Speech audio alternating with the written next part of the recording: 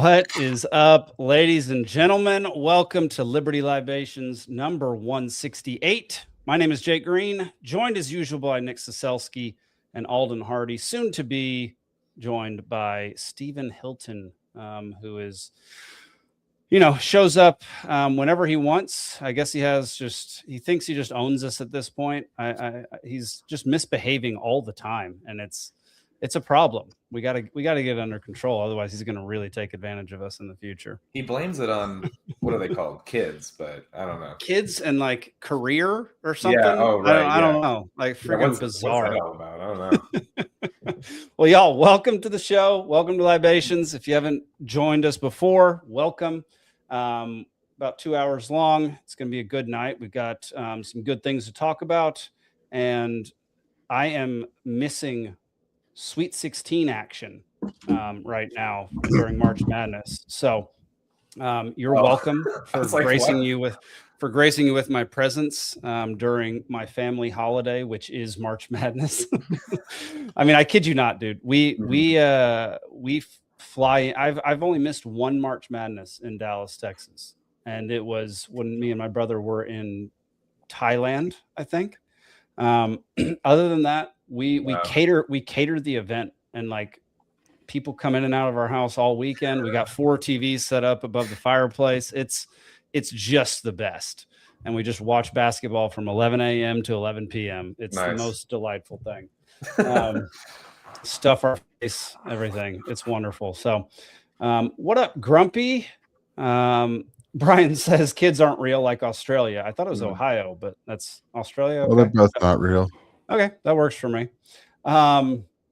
Yeah, Nick, what are you drinking tonight, buddy? I am sick, so I've got some ginger ale. Nice. Okay. Alden, what do you got? I've got some Wee Beastie and then a Kirkland Lager. Dude, heck yeah. Nick, I didn't mean it's great that you're sick. That's my bad on that. I'm not happy that you're sick. I was sick last week. Yeah. And I was at the LPPA convention last weekend and got back from that. I've been feeling it all week, and today last night just hit me hard, and I worked from home today. Gotcha. You got libertarian cooties. Well, I've got some Lagavulin tonight. I poured it all into my glass at the beginning of the night. Today was not the easiest day, which is something that we'll get to later on with Cascade Effect. I was going to say, is this the Cascade related? Yeah. Mad Dog, what up, gang? How you doing, man? What's up, Mad Dog? All right, y'all. Let's hop into our first topic, which Nick and I will be able to talk about pretty well. Alden is still learning about it, but y'all, we got a new partner for the show, and it is Arculus, which is a cold wallet storage device for your cryptocurrency. I use it strictly for Bitcoin, nothing else. But I've used this particular wallet since they came out with it. I think it was about 4 years ago. If I remember right, like Shane turned us on to it at one point. Yeah. Shane went to a Bitcoin conference back in 2021, and that was their first Bitcoin conference, and they were giving away free wallets, and he picked one up, and I cannot tell you how wonderful that wallet is. The security on it is incredible. It's triple verification whenever you're sending anything. It's a cold storage thing, so your keys, your crypto, but we are now allowed to sell it on our website. So you can go on over to peacefulc.network/merch and click on one of these get yours cards down here. It's fantastic solution if you need a mobile, if you need to be mobile with your wallet. It's with your cold wallet. Like not all cold wallets are easy to transport around, but if you want to be able to go around the world, around your city, whatever, with a cold wallet, pay for things in Bitcoin or other crypto, it's an incredibly easy solution. You just tap your card to the back of your phone and send it to whatever address you want, and it's that simple, and no one can hack into it, no one can get it. So speaking of paying for things with Bitcoin, you can now pay for any of our digital products with Bitcoin. And our digital products include the entire first season of Cascade Effect that you can now download and keep for yourself forever. Divide and Dominate, The Troubles, and Endure Lebanon. So all of our movies and shows, documentary shows that we have produced, you can now on our website with Bitcoin. Yeah, the link is in the bio, y'all, or the link is in the description of the episode. So go check it out. Yeah, Nick, have you used Arculus before? I have not used Arculus, but I've used the tap signer from CoinKite before. So it's similar concept. So it's a card. Yeah. And I bought a couple to experiment with. And so what I ended up doing was I created a multi-sig wallet. So I love it. So my phone, I set up one key on my phone, and then I set up another key on one tap signer and the other key on another tap signer. So I could carry one card around, and I can use the key on my wallet on my phone plus the physical key, which is the same sort of idea. You know, hold it up to the phone, and the RFID chip will verify it. And if I happen to lose it on my phone or something, then I had a backup, or I lose one card, I had a backup card also. So that was like some mobile experimentation I was doing at one point. Heck yeah. One time I tried putting my wallet on the other butt cheek just to experiment with that and see how that felt, and it felt really weird. Grumpy says he still has the Velcro wallet now. So that's basically what I was still living back in the 90s. Yeah. Yeah, I'm gonna have to Brian. I'm gonna have to grab one of these Oculuses and see how they work.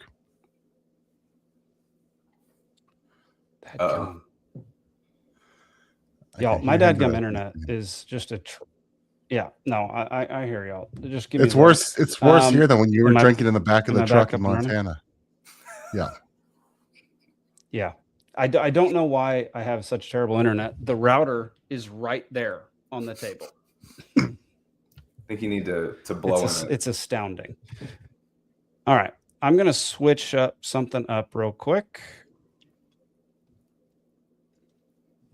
We're gonna just go to the FaceTime camera and see if that changes anything. Just thinking of the IT crowd. Have you tried turning it back on again? Can hear you. Yeah, I can hear you. We hear you. No, but he's frozen again. Mm-hmm. So, well, it's that whiskey.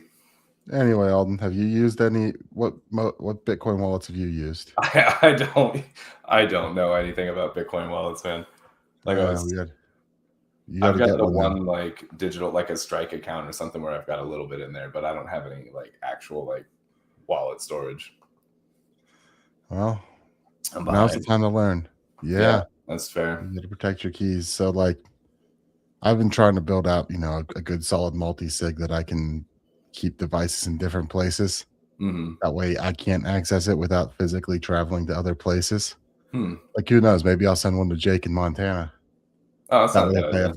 That way, I physically can't get access to it unless, I travel to Montana or he travels back, and it looks like we lost him, so we're just going to keep going. But yeah, I think it's, I think there's a good argument to have a sort of mobile card wallet like that. Keep the keys off your phone, but still have something easy that you can transport around to keep it in your wallet, like a credit card. Tap it, send, boom. Intermediate kind of a way to bring it with you, but not have it just like as vulnerable on the phone or something. Yeah, so you might keep like maybe $100 on the phone, maybe $1,000, on a wallet protected by your phone, and like $1,000 on a wallet protected by that, and then have a more complicated setup that doesn't travel, that has all your stuff.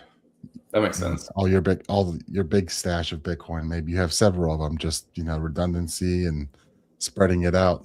You have to, when you don't have the banks there theoretically protecting it or guaranteeing it, you have to come up with these solutions on your own. And of course, they're not cheap, right? The Arculus, I think, is, I don't know what that is, but most of the time, a decent wallet, you're looking at $100. That's what I would have guessed. So feels like anything worth anything is $100 at least these days. Yeah. So, like I have a couple cold cards, which are, in my opinion, as far as like signing devices, kind of the gold standard. Mm-hmm. And so that's what I was building out a multi-sig on, just because you have a device. You don't even need to touch your computer. Like you don't need, you never have to plug the device into anything or connect it to a phone or anything like that. You can literally set up the transaction on the computer. You plug like a micro SD card into the computer. Mm-hmm. Basically load the pre-signed transaction onto it, pop the micro SD out, slide it in, and then you go through all your punch your pin, whatever else other information it needs in on the tap signer side. Oh, not the tap signer, on the coin kite, on the on that side, on the and then take the signed transaction and plug it back into your computer. And with the multi-sig, it's I think you just do it a couple different ones, load all those pieces together, then you'll be able to transmit. Before I move over to something big like that, I needed to spend the time and actually playing with it and making sure I can I can recover it. You gotta make sure the process is solid and that your keys are backed up. And I mean, it's got to be solid to play with it. So yeah, back up your keys, stamp them in the metal. That way, those are secured. Well, if I get into this, I'm going to talk to you and have you help me set it up, because I'm all ears, but I know nothing about this at this point. But yeah, we need to get into some educational content, and I've been trying to do that for the network, and just haven't fully gotten to it. It's like I'm in initial stages of trying to come up with the concept on it and working with Jake a little bit, and it's been a little bit since we talked about it, but just that would be helpful for me, honestly, because I know almost nothing about it. So yeah, and as we're going into a more and more Bitcoin type, Bitcoin based company, we need to bring people along with us for the ride and educate people on how this works and why we consider it. Yeah, the more we talk about Bitcoin, the more I'm like, I gotta learn it, because I don't know, I know so little about it, and it's like I feel off brand here. What do you? Oh yeah, so that's what we gotta play with and gotta see what we can do there. And I'm surprised we haven't got Jake back at this point, but yeah, I don't know. Yeah. So like I said, the Arculus wallet is now available. So you can get an Arculus wallet and support the work we're doing here, which is pretty cool. We're getting something like that as a on here and helping people get on the Bitcoin. Nick, do you know how to let Steven in? He's in the green room. I don't have access. I don't know if I have control over that. I don't think I do. Wish I could. Jake would have to do that. Yeah. It's up to Jake, apparently. Well. Yeah, Jake's gonna have to do it whenever he appears back again. Which I'm guessing he's probably restarting the router or something. And there he is. Goodness gracious. I have no idea what's happening, but there were some major expletives being. You broke one of your rules this week. Yep. Oh, we kept things going. It's still happening. It's still happening. There we go. There's Mr. Steven. Hey, there we go. He's here. Yeah. Oh my goodness. I apologize, everybody. I don't know what's happening. If Jake falls off again, at least we have someone else that knows how to talk about Bitcoin here, because I'm like, I don't know how to talk about it. Steven also has control of things, so he can't, don't you? Or did I remove you? Well, I couldn't add myself this time, so. Gotcha. I may have had to add somebody else. So anyway, y'all, what did I miss? Nick, what did y'all talk about? We were mostly discussing Bitcoin and Bitcoin wallets and security setups. Heck yeah! Did you answer Brian's question? I did not look at this chat. Gotcha. Okay, so Brian asked, how does it compare with the Ledger? How does the Arculus card compare with the Ledger? So I found the Ledger to be far more clunky. It's a much bigger device. It has questionable security at this point in time because they implemented this thing where you can recover your keys in the event that you lose them, which means there's some type of backdoor into their wallets. So in my opinion, Ledger can't be trusted at this point in time, which is why I just ditched I had like 5 Ledgers for different reasons, and I ditched them all because why am I going to put, if I'm my own bank, why am I going to put that money from my bank into something that is far more accessible to hackers or to any type of misfortune than a regular cold storage wallet? And so this is why I tried to become an affiliate with Arculus, and that's why they ended up approving us and letting us sell their products on our site. So I would highly recommend getting an Arculus card. The only downside of Arculus is that it is not a Bitcoin only wallet, which means the more cryptocurrencies that a wallet has, the more vulnerable it is to attacks. That doesn't mean it's necessarily extremely vulnerable. It just means the vulnerability increases. And so for Bitcoin only wallets, those are my absolute favorite wallets. But for something that fits in your pocket, then you got it allows you to accept more and transfer it into Bitcoin. Well, I did notice that they had an XRP version. So I was browsing the different versions of the cards. They got the black, the silver, and the XRP. So I mean, honestly, where I'm at, I would spend, to me, XRP is my pocket change. I'll throw some pocket change at you, and I'm going to hang on to my gold bar, which is my Bitcoin. Nice. I'll take it. I mean, can you hear me okay? Is it coming through this mic? Yeah. Oh yeah. Yeah. So, I mean, I get it. Bitcoin is currency. It meets all the criteria of currency, even more so than the US dollar. Where I think it's going in terms of comparison to the US dollar. My signal's terrible. Oh. Okay, there we go. So he's cutting out. Okay.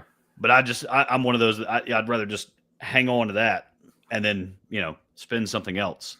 Mm-hmm. And I know XRP is something that it's growing in popularity. Ideologically, like where we are, as libertarians, I get it. XRP is basically Fed coin. Because that's all the central banks are crazy about it. Even Larry Fink, I think he mentioned some cryptocurrencies in his latest letter to his investors. But that should also tell you that it's not going anywhere. Fair enough. The company that literally owns the world, I think they have like 13 trillion under management right now, which is like the GDP of half the world combined. Yeah. So, if you're in an industrialized Western nation, from the time you wake up to the time you go to bed, there is no way you're not going to encounter a BlackRock-owned company unless you just live on your own farm. Mm-hmm. But even then, you bought the fencing from one of their companies. Or if you use like gas in your tractor or whatever that you didn't make somehow. Yeah, and unless you're that dude with the YouTube channel that lives in the Alaskan wilderness that makes all his own stuff out of wood, unless you're that guy. But even then, he bought a saw from somewhere. He goes to town and gets antibiotics every now and then. But either way, you're not going to escape BlackRock. BlackRock is all in on Bitcoin as well. I think they're like the number 3 global investor on Bitcoin right now. Yeah. And then they own 3 of the other top 10 investors. Yes. Yeah. They definitely are well diversified into Bitcoin, even though they started off really crapping on it, which I found super frustrating. And I feel like they were doing the same thing JP Morgan was doing, which is just trying to bring the price down so they could buy more. That's what I was going to say. Yep. Is this like a kind of like a negging thing? Like, oh yeah. Jamie Dimon will go on TV and call it rat poison or something, and hey, this is garbage. It's a dumpster fire. Don't buy it. And then people dump it because Jamie Dimon said dump it. Then he buys it from them at a discount. And then when it spikes again, he sells it to them later because that's just, that's the game these guys play. But, a lot of the hesitancy in crypto is, is there going to be like, can I go buy gas with it? Can I go buy clothes with it? Can I go buy groceries with it? That's coming. I mean, like, just pay attention. Yeah, prostitutes as well, but all that's coming. The financial system is being rewired behind the scenes, under our feet right now. We've talked about it a lot. Unless you just live under a rock. But even if that rock is on Karg Island, you know what's going on. The BRICS nations, the U.S. dollar, the way oil is traded, the whole petrodollar is crumbling. The world order, there's a new, I don't want to call it a new world order, but the order of the world is being reestablished, basically. And the puppet masters behind the scenes, is the U.S. going to maintain hegemony? Who knows? But the people that own our assets are going to control things under whatever new banner, whatever flavor you want to call it. And crypto adoption is part of it. Because, fact of the matter is there's still, I think it's like half the world's population does not have readily available access to an ATM or traditional banking services. It's a throw the kids in the car, we're taking a weekend trip to go to the bank kind of stuff. Which is, seems weird to us, but there's got to be some solutions. Elon Musk is solving his part of the equation with Starlink. So as these things come along, that's one of the ways to grow the pie, right? So the dollar's losing its purchasing value. How do you scale this economy? Well, step one, add more people to it. And that's the way you do it. Decentralized ledger systems that just need the internet to survive. Yeah, it's a good way to do it. That's a very good way to do it.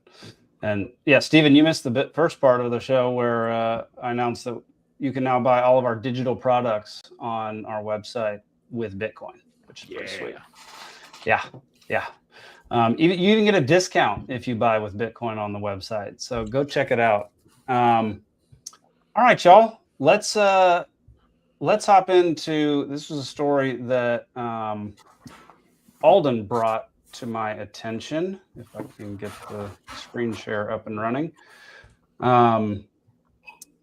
Yeah, this is wild. I'll show the video as soon as it loads, and we'll watch it real quick because I think a lot of things are getting overshadowed by the fact that we're at war with Iran. This happens every war, and I don't even think, I'm not even speaking just in a coincidence way. I think that war is often timed with things to like overshadow in terms of news, like whether it's like Epstein files or this fire or whatever. Like it happens all the time. All right. Let me get it a little bit smaller. There we go. All right. There you go. So you're meaning to tell me that we are witnessing one of the biggest wildfires in US history right now? Over 800,000 acres of land, 40,000 cows have been displaced or burnt alive, and not one story on the mainstream media. I mean, it wouldn't have anything to do with the Elk Creek project, would it? Where they're developing in Nebraska, where they're going to mine for critical minerals that are considered to be key domestic sources for materials essential to aerospace, defense, and energy industries. Yeah, no, nothing to see here, guys. Just move along. This is just a neocorp development that has secured funding through multiple avenues for its Elk Creek Minerals project, which is including a Pentagon-funded collaboration with Lockheed Martin for $10 million, and also the UK government have backed them for $3.8 million. I wonder why the UK government would be backing one of the biggest projects in Nebraska, where they're going to mine for materials for war at the same time as this world record-breaking wildfire that has not once been on the mainstream media. Very questionable if you ask me, but once again, nothing to see here. This is all just for entertainment. This fire is just random, and it has nothing to do with the Elk Creek project. I'm as fictional as a dinosaur, baby. So you I've never heard that guy before. Is that somebody that you have seen before, Alden? No, I've seen this story about the fire, and I've been checking on it, and I think my algorithm just knows I'm interested in the fire, and it gave me several people I've never heard of talking about it. And by the last one, I was like, oh wait, I should probably show you guys. Yeah, that's fair. That's fair. It's an interesting one. Go ahead, Nick. So I got a little bit of information on this. What was it, a week or so ago? Okay. From someone who was an LP chair out in Nebraska. Her concern was that this is being used on a proposed 4-lane highway development that will also include housing for 160% population increase for Air Force families, as well as some other projects, some broadband and some other things as well. So it seems like it seems so that the post and what she shared didn't necessarily include, and at least from the post I saw from her, did not include any mention of this Elk Creek mining. But there's a reason that they're building a 4-lane highway out there, and you got to get materials in and out if you're gonna do mining. So it seems like it's a perfect coincidence that an area that is, so, in demand for for multiple different projects to expand the area happens to burn. Yeah, it's pretty wild. Here, just for folks that don't know, it's the largest wildfire in Nebraska history. It is contained now, so it's pretty much put out at this point in time. But these are the maps. Good God. Show you the spots, and that's obviously the giant one. But it's 4 different fires, and all on the western side of the state. Let's see. The Cottonwood Fire is central Nebraska's Lincoln and Dawson counties, 80% contained, 128,000 acres. Let's see. There was a 36,000 acre one that's contained, a 17,400 acre one, and then a 600,000, I guess, would be the final one. I think the total was like the total's 800 or something. Yeah, 643. There we go. That's the biggest one. Oh, okay. And then 800,000 for a total. That's what I thought. Total. Yeah. Total is 800,000 acres burned. So considering how many fires we've had over the last few years and how often we've heard about them, obviously most of the time those big fires have happened in populated areas where it displaces a bunch of people. Well, that's the ones you hear about more too, right? Because it's hard to not hear about it. It's easier to hide a fire with like woods and cows. It's harder to hide one in LA or whatever. But yeah, that's true. But this it's interesting. I got wildfires happened near my place in Montana all summer long, every summer. And so I don't really think much about just a random wildfire. And I definitely wouldn't have thought even if I had known about the Nebraska one, I wouldn't have thought anything of it at the time.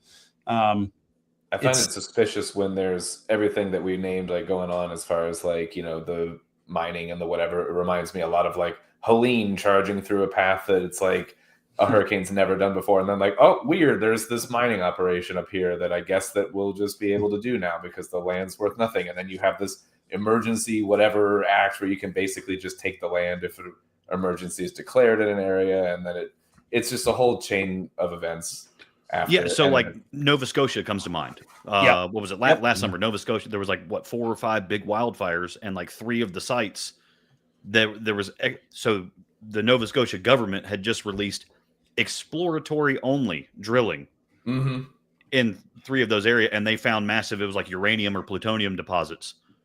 And they were like, nope, you can't cut the wildlife. It was just exploratory. We're not doing anything yet. And then bam, oh man, the woods are on fire. There's nothing to preserve anymore. Yeah. Except you can't go hiking here anymore. There's another guy that I used to watch, and he hadn't posted good stuff in a while, but his name was Dutch Sensei.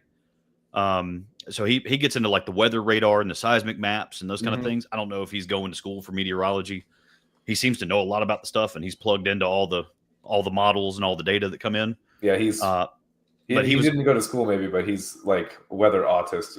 Yes. Yeah, exactly. Well, because like he'll go into the Doppler maps and he's like, look, there's a huge concentration of energy right here where the epicenter of this fire broke out. I follow a couple people that like keep track of Doppler level shit because I don't know how to read that as well. Right. Yeah, but some of that stuff he's like, either someone held a magnifying glass above the earth right here. Yeah.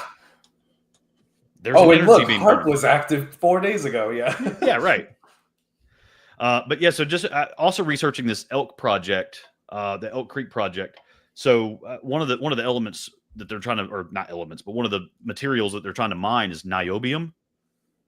I'd never heard of this, but apparently, so I'm on NioCorp. It sounds like something from Black Panther or Wakanda. That's literally what I thought. It's funny you should mention that because check out what it's used for. Solid state titanium, niobium, lithium ion batteries. So we've talked about the solid state batteries. They're supposed to change the game. The 600-mile charge. Yep. The 600-mile range on a car that you can charge in 30 minutes. So the first models I've heard of that had a kilogram of silver in them, but now silver at $100 an ounce doesn't seem feasible. Yeah. So this is one of the alternatives to that. So like their 2022, their projected value of this mine was $2.8 billion. Damn. So here we are 4 years later. I'm sure that number has only gone up. I'm sure. Yeah. Yeah. Well, that's interesting.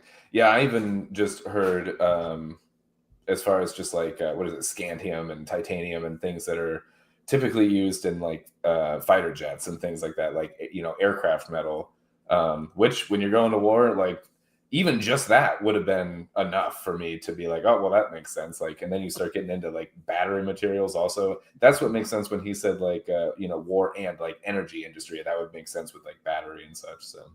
So, just play devil's advocate. Like, how much of this stuff is, how many places in America are there these kinds of minerals below the ground that there is no forest fire? No one's trying to make a claim on them. Like, is it something that like this theory that that it's being burned, or maybe just taken advantage, maybe the burning is just being taken advantage of to get these minerals? Is that something that like conspiracy theorists are hoping for and just trying to connect dots that don't exist? Or is it something that's real? Because I don't know. To me, I need to see a map of where all this stuff might potentially be before I can jump on a train that says, okay, this one forest fire, yes, it's huge, but there have been a ton of huge forest fires over the years. So like, at what point, like, how much data do you need in order to start leaning towards a conspiracy like this? Yeah, I'm with you. I mean, like, natural disasters do happen. Coincidences do happen. But on this, the website for the Elk Creek project, they're saying that this is the largest deposit in North America, aside from the Mountain Pass deposit in the Mojave Desert in California. Yeah, we have we have things like, it's like, some coal and copper and different things like that. But as far as like really specific rare earth metals and minerals and things like that, we don't typically have a ton of like active already mines. And usually they're in areas that people don't want you going and digging. That's why we get them from fucking Africa and China and stuff, because they have governments there that are like, yeah, whatever, fucking blow up that mountain. We don't care. And that's why we basically just pay them. And then they're like, yeah, hire kids or make them go dig in there for a penny a day or whatever. And then we turn a blind eye because we can't do that. There's a lot of things that here we quote unquote can't do, but we just outsource it. But if we were to have it ourselves, there's somewhere like we were talking about the exploratory mining and stuff like that, where they might suspect that they're in an area, but they're pretty much untapped because of like legal reasons and protective reasons. So I don't think, as far as, I don't know about the niobium or whatever the hell that is. I know nothing about that specifically, but in general, we don't have a lot going on in terms of like rare earth minerals and stuff. Well, but that's the thing, is that it's one of those things that where they really, how recently did they really start looking? It feels like in the past 10 years is really when they, the demand for lithium, the demand for all this other stuff really took off. If I'm not mistaken, at least you hear there's a lot of, at least you hear, thinking back, there's things like lithium that they said was in the Nevada desert. Yep. Other places. That was when Harry Reid was still in office. Yeah, and I mean Nevada, and I mean what's the control there, right? I mean Nevada as a state is like 90% owned by the feds to begin with. So yeah, that's true. Yeah, but that was the. I mean, now you're tapping into the Bundy Ranch standoff, though, Nick, because that was there was. I think it was uranium or plutonium or one of those for nuclear energy that was also in them Nar Hills. Speaking of the Bundy Ranch standoff, did you see Eamon Bundy speaking at the LP National Convention? No, what'd he say? No. He at the National Convention in Grand Rapids in May. Yeah. But what did he have to say? It hadn't happened yet. Oh, okay. It's in May. I got you. Yeah. We're not time travelers yet. Yeah, we're not quite there yet. Alden's working on the tech, maybe you aren't. But that's a interesting development that I think was just announced in the past week or so. So another big mine would be the Pebble mine up in Alaska. I know Dr. Nick Begich. He's from a big political family up there. Did he win office? I don't remember if he won. He was running last time around. But he's been on the Alex Jones show a lot over the years, mainly talking about harp because he's the one that wrote the book, Angels Don't Play This Harp. Mm-hmm. But apparently his father was a U.S. senator back in the 50s, and they plane crashed him. I don't want to say they killed him because they can't really prove that, but he had an unfortunate plane crash at a very odd timing because he had deals brokered with all the local tribes there of who gets paid what, when, and how when they start breaking ground on this Pebble mine area. And the main environmental concern is that it's also like the largest salmon fishery in the world. But they came up with this very elaborate, intricate way of rerouting the salmon spawning, getting them to safety so they could get the minerals out safely, going above and beyond what the EPA wanted to. And I mean, we're talking, gold, copper, molybdenum. I think there's diamonds up there too, all kind of stuff. And that was diamonds. Right. And, Nick Begich he was real big on saying that I think he said it was like $20 billion they could spend if they get an infrastructure package, which, if you compare to what Eisenhower did for the interstate system is a drop in the bucket, or just what we spent on the Iranian war so far is a drop in the bucket. Mm-hmm. But we could get, we're spending every day or something. Right. We could get a highway system up there and that, when it's not in the deep winter months, we could start getting some of those resources and then bam, all of a sudden we're on the map and we're not relying on 5-year-olds in Bangladesh to get our cobalt. Yeah, but then the 5-year-olds can't afford their beer every night. So let's not do that.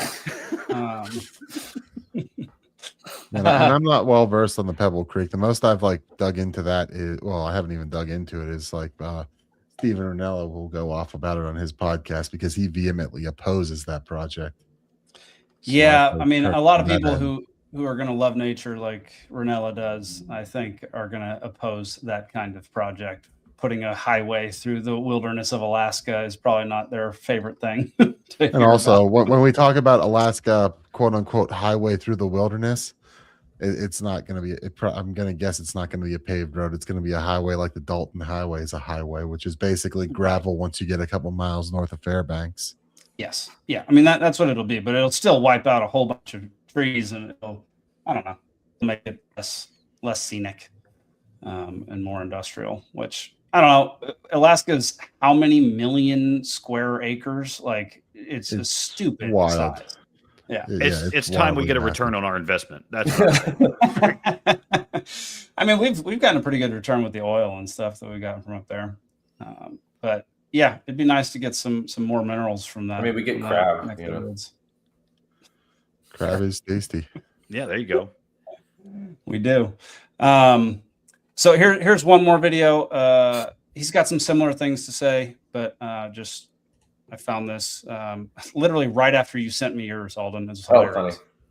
So a near 1 million acre fire has been burning through Nebraska, literally the size of fucking Rhode Island. And I've been noticing zero media coverage on it. Every camera, every report Every headline is pointed at the Middle East. Fire is approaching 1 million acres, one of the largest in U.S. history. And I just want you to think about this when considering this fire being in Nebraska, okay? Before we get to that, I just want you to think about this. Massive wildfires in Nebraska are threatening the slow efforts to rebuild the U.S. cattle herd as key grazing land in one of the nation's top beef-producing states has been destroyed. Fires fueled by high winds have burned roughly 775,000 acres of pasture, removing a critical feed source for tens of thousands of cattle, according to state officials. Loss of grassland is expected to delay herd expansion plans, even as producers have been encouraged by historically strong cattle prices. See where I'm going here? Now think about this. Nebraska just so happens to sit on top of the Ogallala Aquifer. It just so happens to be the largest underground water source in America. Ogallala supplies 30% of all irrigation water used in U.S. agriculture. Think about this. While oil prices go up, fertilizer costs skyrocket. If shipping is interrupted, then grain exports also stall. This is happening during the biggest geopolitical crisis in 50 years. And you really think it's a coincidence? So near a million. So he brings up a different point, slightly different point, which is the aquifer that lays below. And this is something that has come up with the floods in Texas. I don't know if y'all remember this, but there's a massive aquifer that runs a large span underneath Texas, and most of it was impacted or had an impact on the floods that happened last year, which killed a whole bunch of people, including a bunch of kids, which was terrible. And there was a whole bunch of theories around that, around the fact that it could have been an industrial accident that ended up causing that flood, because people were trying to get down to the aquifers.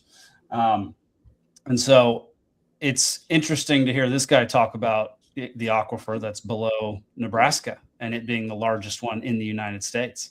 I haven't put all these things together. Yeah, certainly that's a great point.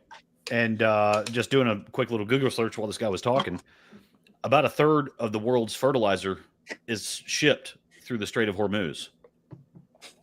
Really? So, if you're in Nebraska and you can't grow grass for a while, just blame the gay of Hormuz that shut it down. The Ayatollah over there. There's also the concept of like beef prices and like being able to just maintain our own beef as a resource or whatever. And what is that? Just the petrochemicals coming through the strait? Is that what the main ingredient that is missing is? And then the world's largest natural fertilizer, the world's largest exporter, just by total value, is Russia. Oh, yeah, and then I know Ukraine ships out. I think they're like 2/3 of the fertilizer for Africa. I knew Ukraine. They're the breadbasket of the world, according to all the Ukraine propagandists. So I think that's the exact reason they have a good zone for growing stuff, and I didn't know they shipped out fertilizer. I thought they shipped out food. And fertilizer, yeah, and then supposedly some of these Gulf states too. They're real big on the urea based fertilizers. P based, yeah.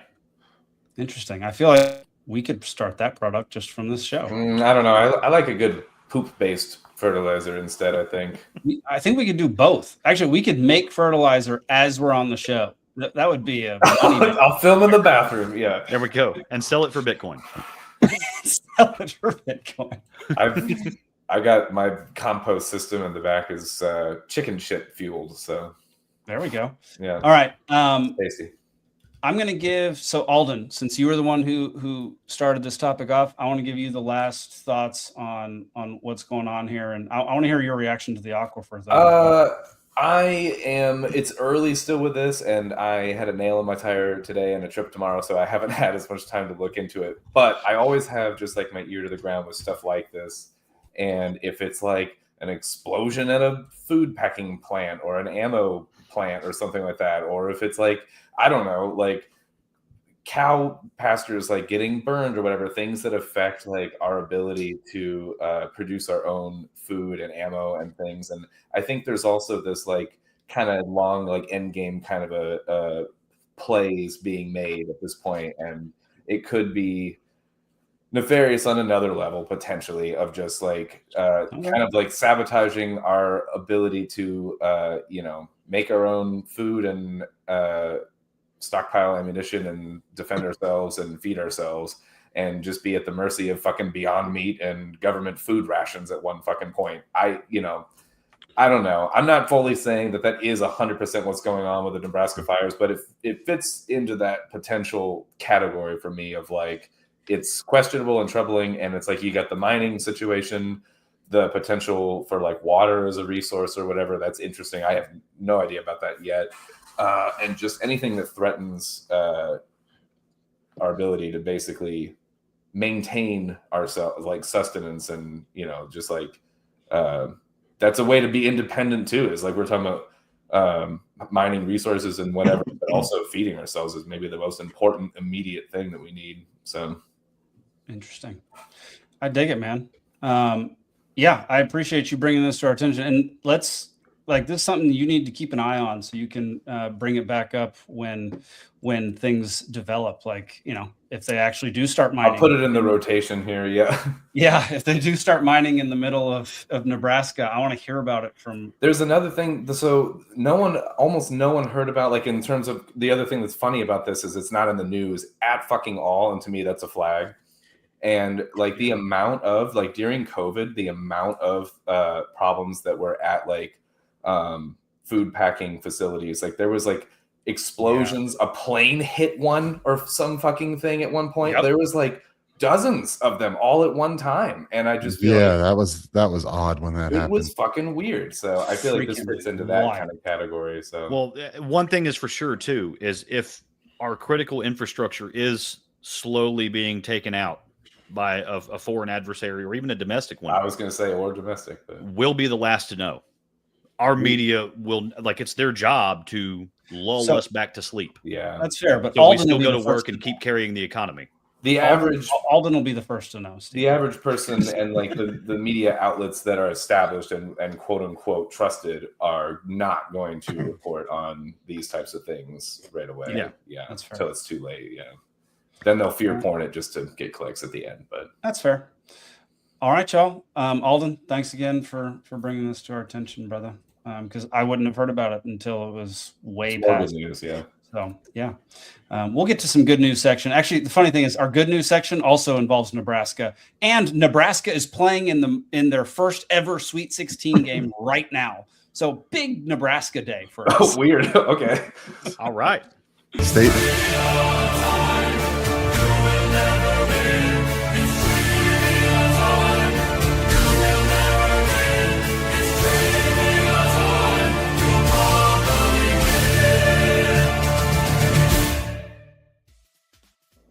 All right, y'all. Welcome to Libations Trivia. Let me get the screen up here. Welcome to Libations Trivia. Tonight's topics are This Day in History, March Madness, and Francis Scott Key.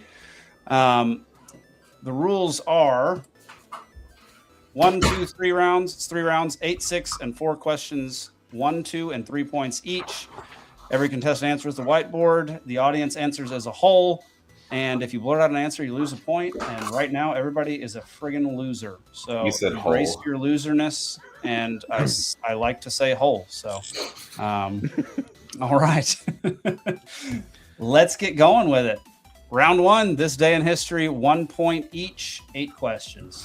Question number 1. On this day in 1953, which vaccine is officially announced by the creator? And I don't mean the creator of the universe. I mean the creator of the vaccine. Just to be specific.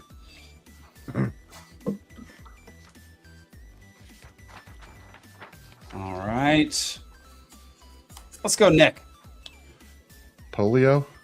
Alden. Polio. Stephen. Polio. Salk and Saban. There we go. The answer is polio. Nailed it. We should have a whole episode where we talk about the polio. Y'all, y'all start out with an advantage because Gravionics got it incorrect. The next answer right at was that a joke? Right after Gravionics was correct. So, good news for the crew tonight so far. Question number 2. On this day in 1920, which famous author published his first book, This Side of Paradise? This is not at all his most famous book. This is a somewhat difficult question. I would give you, he's American. I would give you a hint, but any hint that I could think of was going to give it away. So on this day in 1920, which famous author published his first book, This Side of Paradise?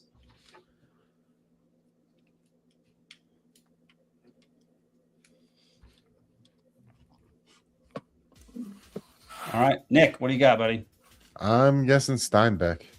All right, Alden? Is that who wrote The Grapes of Wrath? That's who wrote The Grapes of Wrath. That's okay. Well, that's who I was trying to think of. So you can guess it. I'm gonna steal it. I honestly couldn't think of it, but since he said it, I was like, that's literally what I was trying Steven. to think of. I said the Paradise Lost guy. That's John funny. Milton, and no. The audience says Ernest Hemingway. It's no John one Steinbeck, right? gets a point. It's F. Scott Fitzgerald. Oh, that was my second thought. F. Scott. Man. All right. Question number 3. I was just going for like an era where I knew someone might have been writing around the time. I don't fucking know. On this day in 1979, Israel signs a peace agreement with what nearby nation? On this day in 1979, Israel signs a peace agreement with what nearby nation? How nearby is nearby to them, not nearby to us? Do we get a radius? The radius is they could hit him with a missile, but they could hit somebody in Europe with a missile. So I was going to say that does not narrow it down. Well, maybe in 79. I don't know what tech they had then. But. I don't know. Somebody could. No. Okay. Nick, what do you got? I'm guessing Jordan. Alden, what do you got? Just going to say Iran. Why not? Iran. Steven. Jordan. Steven says Jordan as well. The audience is a little bit behind. We're going to see if they have a guess. The audience gets it correct. It is Egypt. All right. It's my second thought that I should be going with tonight. That's a theme. I like this theme. Nick just going with a thought that he didn't think of right away. This is great. Mine's my sixth thought. I should go with my sixth thought. That's hard to say. Sixth thought. That is hard to say. Question number 4. On this day in 1997, members of what cult were found dead after a mass suicide? Oh, no. I know, dude. I know. I could not remember the name of them. What's the name? I know. On this day in 1997, members of what cult were found dead after a mass suicide? Oh, my God. I'm going to be so mad when you give the name. Dude, you're going to be so pissed off. This is so annoying. It's the Steinbeck cult. All right, we're going to go with Nick again. Heaven's Gate. Fuck. All right. Alden has nothing. Steven, what do you got? Heaven's Gate. They were trying to hop on the Hale-Bopp comet. Damn it. All right. The audience also says Heaven's Gate. Some quack answered. I'm it the is only Heaven's idiot. Gate. Yeah. Yeah. I mean, you said Kool-Aid, so I'll give you 0 points for that. You're such a dick. I'll give you 0% credit. Hang on 1 second. Incoming message. 1 second. Excuse me. Cool. All right. Question number 5. On this day in 2024, what was the name of the container ship that collided with the Francis Scott Key Bridge in Baltimore? On this day in 2024, what was the name of the container ship that collided with the Francis Scott Key Bridge in Baltimore? Here is your hint. The name is a reference to, I don't know if I can say it. Your penis. To an artistic figure of the past. To an artist. We'll just say artist.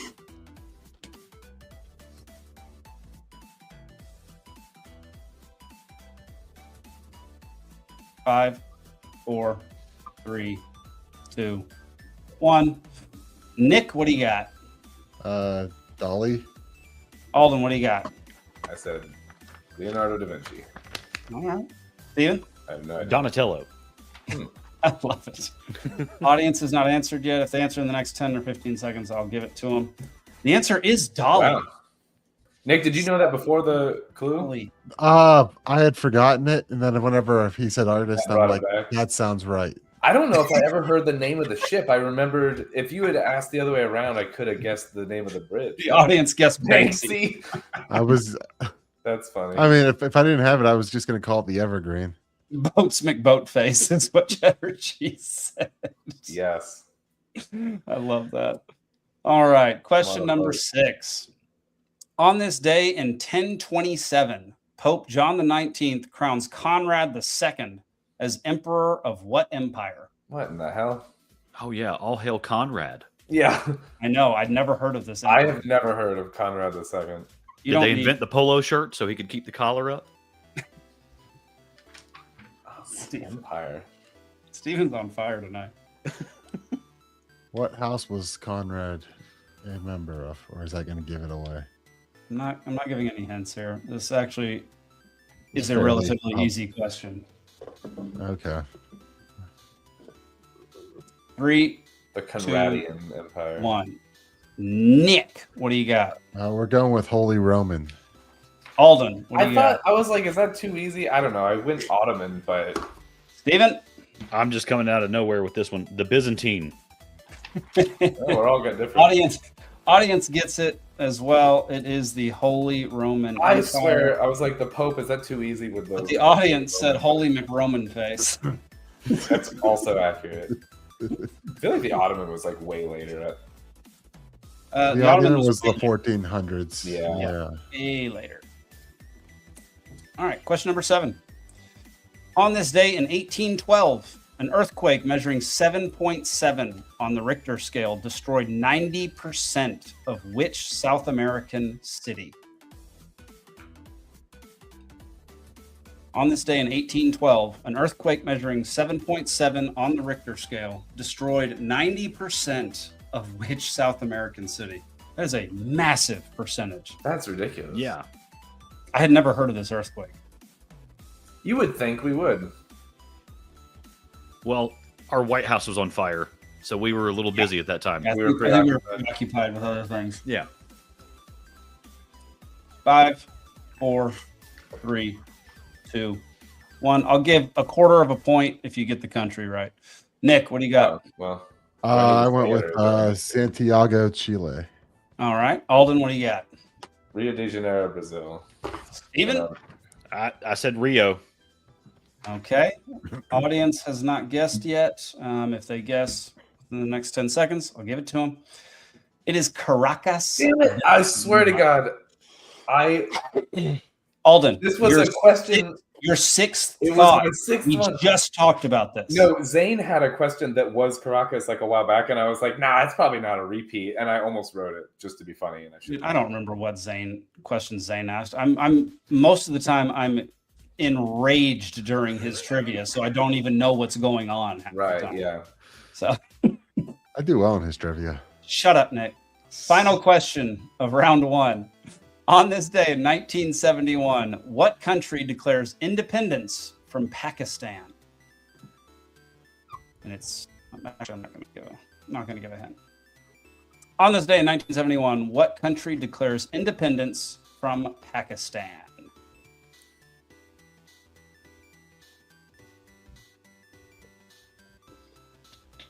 Five, 4, 3, 2, 1.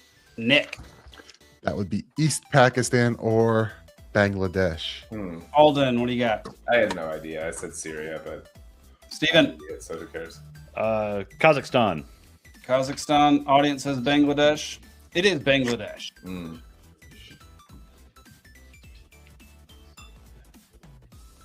Or as some would say, Bangladesh, but those people are dumb. So, Bangladesh. Nick, after one round, Alden has a whopping 1. Steven is doubling his score with 2. Libation Nation is doubling Steven's score with 4, and Nick is in the lead with 5. Not going to last long in this. Round number 2, March Madness. Oh, well, you'll do better than me. Question number 1. The term March Madness was originally coined in 1939 by a high school official to describe their state basketball tournament. During what decade was the term coined for the NCAA tournament? 5 bonus points if you can name who coined it. Santa Claus, right? And it's for this, you just have to get the decade. So if all 3 of y'all get the decade, you all get the points. It's not closest gets it. If you don't get the decade, you don't get the points. What if you don't get the decade, but you get the name? I'll give you 5 bonus points. Okay.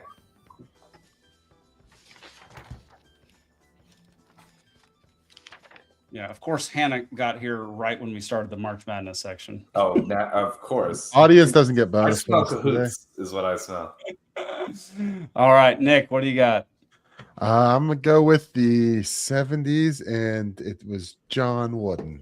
All right. I like the guess, man. That's great. Alden. I'm going with the 50s, and it's obviously the Easter Bunny. Steven, what are you I'm going with the 90s and Don Imus. Dadgummit. No one got it right, sadly. Let's see. No one even got the decade? No one even got the decade. Fuck me. You all bounced around it. We It all was had different 1980s. decades. And Jesus. it was Brent Musburger. Oh, yeah. Really? It's Musburger. So, Alden, just so you know, Brent Musburger is one of the most famous commentators of all time. I'm not disputing that. I just Yeah, so never That's got at least it. the name, but that's at least the name I know. Yeah. Yeah. That made me want a cheeseburger, though. So the audience did get it. It's the 1980s. That's hilarious. But she did not guess the name of the person. Really... All right. Question number 2. Which city has hosted more Final Fours than any other? A bonus point if you can name the number of times it's hosted. What city has hosted more Final Fours than any other? And just so y'all know, if they host the Final Four, they also host the championship because they're held in the same gym. So, which city has hosted more Final Fours than any other city in the United States? Bonus point for the number of times it's been hosted there. Nick, what do you got? I'm guessing Chicago with 12. All right, Alden. Dallas with 21.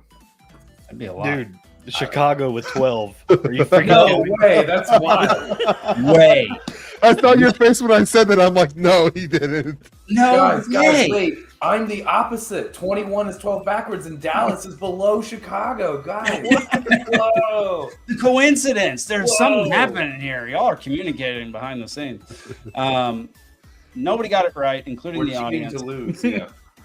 It is Kansas City, and they've hosted 10. Yeah. That was reasonable. Midwest It's not city. a city. It's just not a city you would think would have hosted that many, but they hosted a lot in the early days. That's why I was thinking Midwest city, sort of middle of the country. Middle. Big That's what. city. Yeah. I didn't That's go how I with got the, Chicago. the extreme outer range because I thought that'd be weird. Yeah. Question number 3. What tournament is massively overshadowed by March Madness? And Beer it pong is in a my college house. basketball tournament. That's your hint. What was the hint? I'm sorry. What tournament is massively overshadowed by March Madness? It is a college basketball tournament. There's another ongoing college basketball tournament. Yep. There's a couple of them going now. It used to be the predominant tournament. Goodness gracious. Tournament, y'all. It used to be the predominant tournament. And then what the heck is going on here? Some doofus just popped into our green room. What? Put them on. Say hello to the doofus. Oh, well, not if it's Zane. Oh. Hey! He can't be here. This is trivia. I don't even think you can hear us. It doesn't sound like it. Zane. Zane.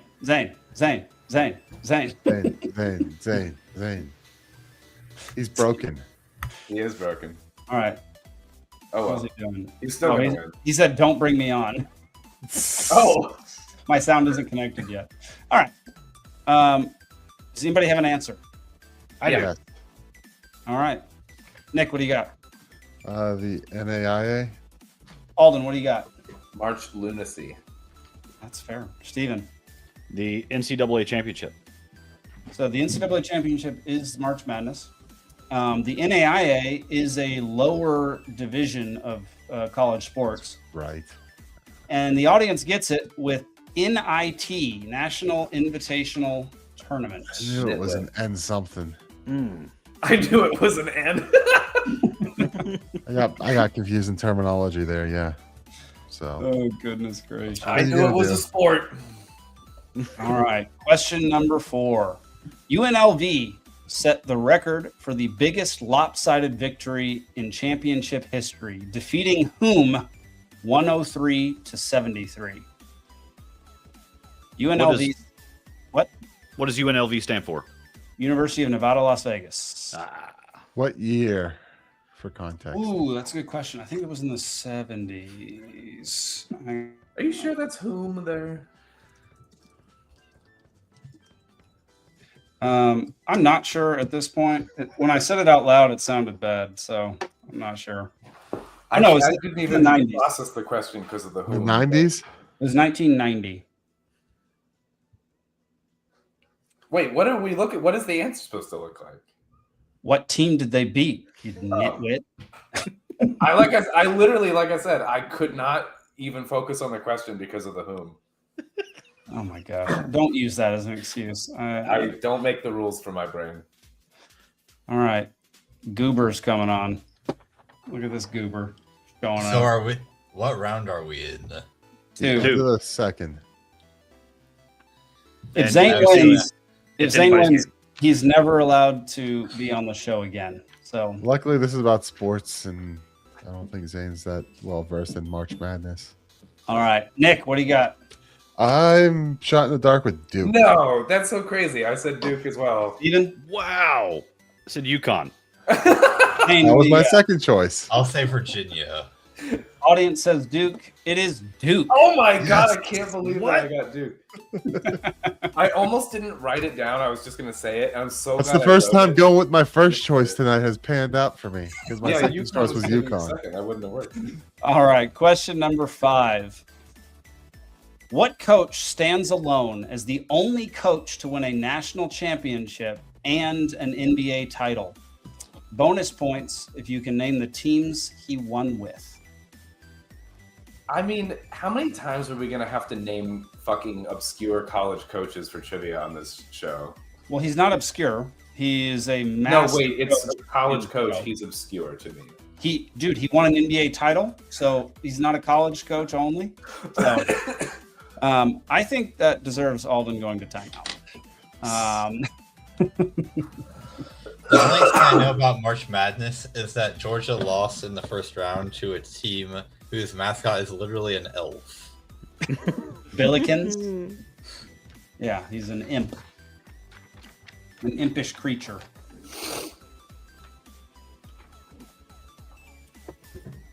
All right. Nick, what do you got? I went with Coach K. Coach K, never coached pro ball. Alden. Ted Lasso. He did coach pro ball, but in a different sport. Steven. Mm-hmm. Mark Cuban. Mark Cuban never coached anything. Zane. I said John Shire, North Carolina, and the Boston Celtics. I like the guess. I'm not wrong. I'm not giving this to the audience, and here's the reason why. Because Anna is currently in the other room, and I gave her this question earlier because I knew she'd be watching basketball and not on the show. The answer is Larry Brown, and he won with the Detroit Pistons and the Kansas Jayhawks. Obviously. But the audience is not going to receive points for that because that's cheating. Yeah, I don't know who coaches in the NBA, and so I just picked the most. Larry Brown won with the Detroit Pistons in like 2004 or 2005, and he won with the Jayhawks before that. It was in like the late 90s. Is that one of the best coaches of all time. So a Jayhawk? I honestly don't know. It was like two birds. Anna said, sorry, I had to do it. Fair enough. All right. Question number 6. How does a team automatically qualify for an entrance into the NCAA tournament?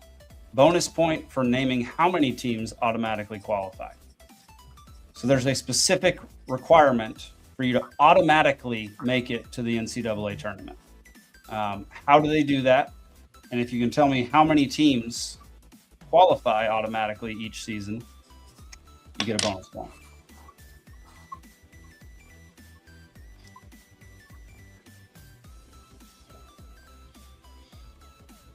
All right, Nick, what do you got?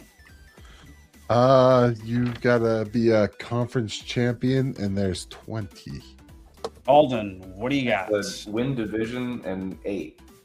Steven? Exist and 64. Now we're talking. Zane, what do you got? Win your conference and 30. Okay, so not a single person got any of the answers, I figured it including would the be audience. Suck Hannah it got, and 60. Hannah got it wrong too. Hannah said win their conference and 28. So every answer y'all just said is wrong. It is win your conference. You can win the regular season title and still not make it to the tournament if you lose your conference tournament. Winning your conference tournament is called winning your conference, you dingus. Yeah. I disagree. You No, need to say that tournament. means you're wrong. No, it is actually incorrect because Is there an award given for the regular season winner? during the tournament, they always say the conference winner was this team. Is there a line in front of my face, or is that my screen broken over here?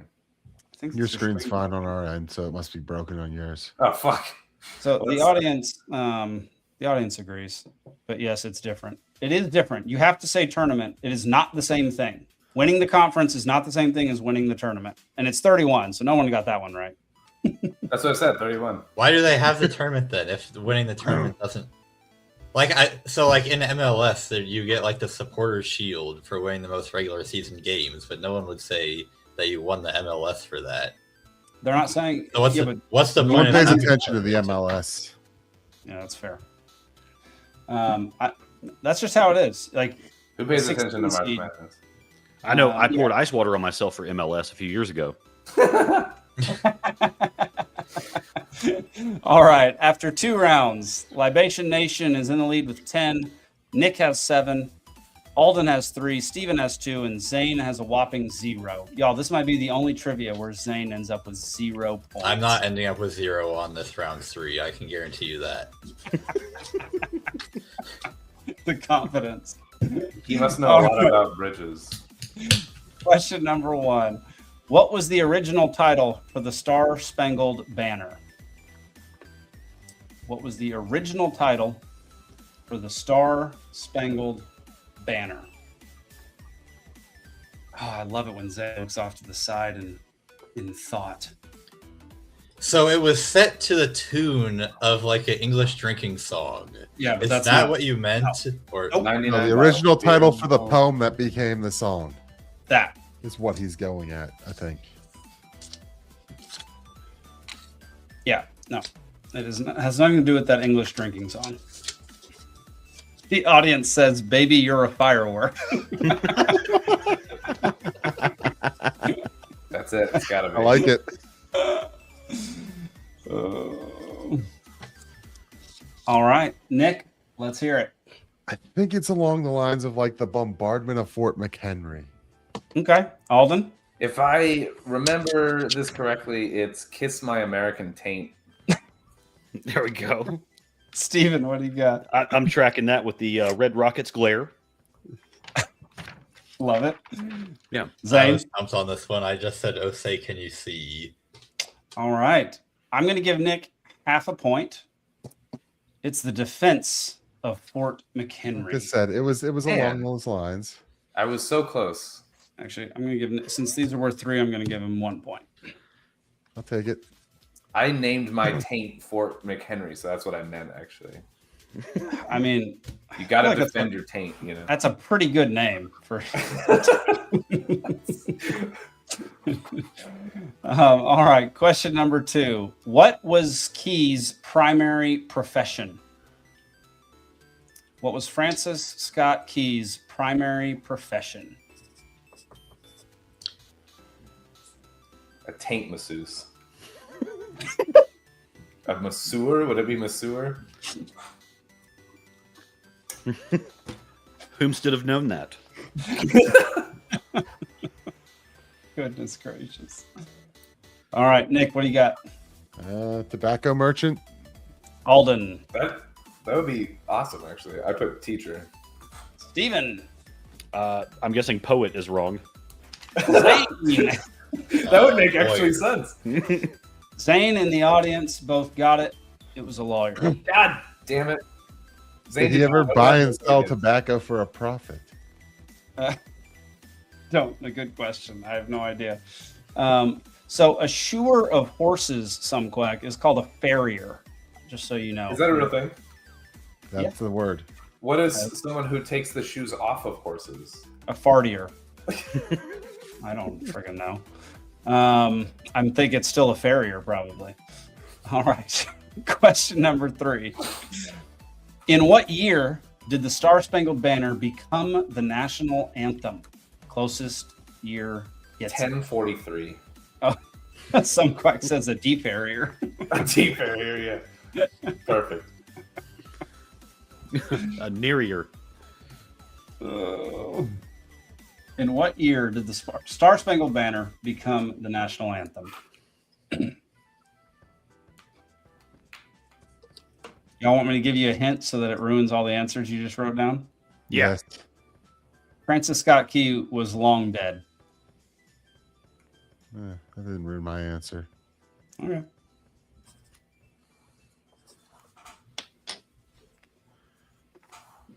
All right. I don't know when he was born, so that doesn't help me. I'm going with 1876. Okay. Alden. 1860. Okay. Steven. 1805. If this guy was born in like 1955, I'll be pissed. But Zane. Okay, so they did a lot of stuff, random dumb stuff during the Civil War. Like I think that was the first time they officially celebrated Thanksgiving to try to make people forget that they were fighting a war. So I said that'll work. 1862. Oh man, we were close actually. So the audience gets it. They guess 1928 because it is 1931. That is. Oh, see, it was to make people forget about the they Great were hungry. Depression. Right? Yeah. You're not hungry. Scott. Think about the fireworks. Yeah. Who needs meat? All right. Final question. What highly unordinary trait for a songwriter was attributed to Key by the members of his family? What highly unordinary trait for a songwriter was attributed to Key by the members of his family? Is unordinary a word? Inordinary, whatever it is. Yeah. Extraordinary? No. Well, Not that extraordinary. Got some grammar Nazis in here tonight. Yeah, whatever. What not ordinary trait for a songwriter was attributed to Key by the members of his family? Your hint is also that it's too funny if I say that. Never mind. So his family outed him as being this thing. Okay. even though he was a songwriter. And he was a poet technically, but he would take poems and put them to music.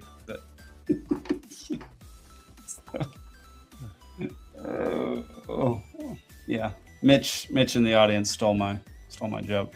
All right, Nick, what do you got? He was tone deaf. Alden, what do you got? I was gonna say that. I just serious my answer. I'm gonna say that he couldn't read. I don't know. All right. Steven, if he was a lawyer, I'd hope he'd be able to read. I got wrong way. Tone deaf. Damn it! I should have said. What do you got? I said that he was tone deaf. Fucking! God damn it! Audience says he was off key. That is so stupid. It is. I should have kept it. Whatever. I wasn't gonna win. Yeah, but now Steven came ahead of you. And so did Zane. And so did Zane. Don't say anybody came ahead of anybody else, Nick. That's inappropriate. You say came on their head. Yeah. This whole show's inappropriate. All right. After the final round, we'll start from the bottom. Alden gets a whopping 3 points. Steven gets 5. Zane gets 6. Nick gets 11, and Libation Nation pulls out another victory. Zane plays less than half a game and still comes in third. Yeah. Should have kept tone deaf.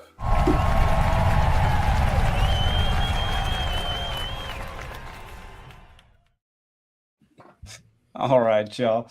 Thank y'all for playing some Libation Nation Trivia. We do that every week. If you happen to miss the show, we publish the trivia section by itself, along with each topical section on Rumble and Rumble alone. If you just want to go watch that single video or play previous weeks of trivia that you missed, you can go do that on our Rumble channel, which is rumble.com/c/Liberty Libations. What's the C for? Channel. Oh, I was thinking something else. Yeah, no, it's not that. Zane, you came to the show late, buddy. So how's it going? What are you drinking? Don't say anyone came late. Solid. That was a solid callback. Well, I was just rushing to get in here because I knew it was going to be in the middle of trivia. So I am actually not drinking anything. Perfect. He's been having to drink his pee all day. Well, Zane, welcome to the show. We've already talked about urinating and defecating on screen to earn money. So we're going to implement that, I think, later this year. But for now, let's talk about. There's some Cascade Effect updates. Today's been a wild day for me. We released episode 1 of Cascade Effect last Friday. It has done extremely well as far as numbers watching it, but it also involves a lot of people jumping to conclusions and just going off on me as an individual and the show and everybody else in general. So Perfect. It's been a wild one, but we also got the sheriff responding to us in the comment section. Wow. One episode in. Interesting. You've been ruffling some feathers up there, I think. Yeah. Well, yeah. So anyway, this is Sheriff Jesse Slaughter. He's running for re-election. His name is Slaughter. Yeah. Is his dad Sergeant Slaughter? He posted this photo of himself in his on his campaign website that says, "The only way to avoid criticism: do nothing, say nothing, be nothing." Aristotle. And I hate to break it, like he's been told in the comments that Aristotle didn't actually say that. I was wondering that myself. It was Abraham Lincoln. No, it wasn't even Lincoln. It was that was also a joke. Okay, got it. It was some author from like the 1920s or something that said it. So was it F. Scott Fitzgerald? It was not F. Scott Fitzgerald. So for those who missed the first season, the premise was that a man got killed on his own property by a deputy who showed up without a warrant. Okay. And the Sheriff Slaughter, came in and defended him during the coroner's inquiry, which is kind of a trial for law enforcement in the event of the deputy, a death or whatever. He defended the deputy. Sorry, is that not what I said? No, I assumed so. Okay, yeah, he defended the deputy, and so he said that. We responded with, "I like quotes too. Having a search warrant is more like it bolsters your case, so to speak, but it's not required." Constitutional Sheriff Jesse Slaughter. Oh no. He then replied with, "If you're going to quote, it's important to use the entire quote. The question I was asked, does the suspect or occupant of the property have a legal right to resist leaving the property? My response, no. In fact, even if Detective Sergeant Try didn't have a search warrant, if Detective Sergeant Try had arrived and said, I need you to step off the property, we're obtaining one, he would have to step off the property lawfully. Having a search warrant is more, it like bolsters your case, so to speak, but it's not required." So I would like the 4 libertarians on screen right now to tell me what in this extended quote exonerates him from not needing a warrant to get somebody off of a property. Can you pick anything out? It appears that he's trying to claim that we're in the process of obtaining one, so that's just as good as having one already. But that's highly dubious. Yeah. That in no way equates to having a warrant. It's in the works. It's in the process. Yeah, well, but also, unless you were called out for, some crime in progress, why would you roll up before you have the warrant signed? That just doesn't make it's any weird sense. to be there. Yeah. Yeah, dude. Wasn't he not in duty clothes? Some of those things. Yeah, he wasn't in clothes. Yeah. Like, and I'm not saying this was the case, but some of those cases, like, it's hot. So it's one of those, like, you're loading up at the precinct, you're on the phone with the judge, and he says, "Hey, I got the warrant coming. Go get him." As soon as I can get to the office and auto pin this thing, it's coming to you. I mean, the funny thing is, the suspect was going to arrive by the time like you got there or something, but you still need it in hand to have anyone like that's the Montana Constitution requires it. So the Montana Constitution says explicitly you have to have the paper warrant in hand when you arrive at the property. Not even digital? Paper. Okay. Paper. Wow. That's even different. Not only that, it wasn't. So the guy that they killed on the property wasn't a suspect of anything that had to do with what they were doing. It was a woman who they knew wasn't at the property. Mm-hmm. So there was no urgency to serve the warrant at the time. And so, we got in an argument with the sheriff, and then a teacher, I think a professor, commented on it afterwards and said, was praising Sheriff Slaughter and said, as soon as an individual or group takes a quote out of context, all credibility is lost. I may use this as an example in my classroom. So now, because of the Cascade Effect and some other doofus's misinterpretation of the Constitution and law, she's now teaching students that showing up without a warrant and taking things out of context is okay, or taking things out of context is wrong, and showing up without a warrant is okay. It was wild to have a sheriff commenting. So it's now that you got him baited, you got to keep playing with it until he says something really stupid.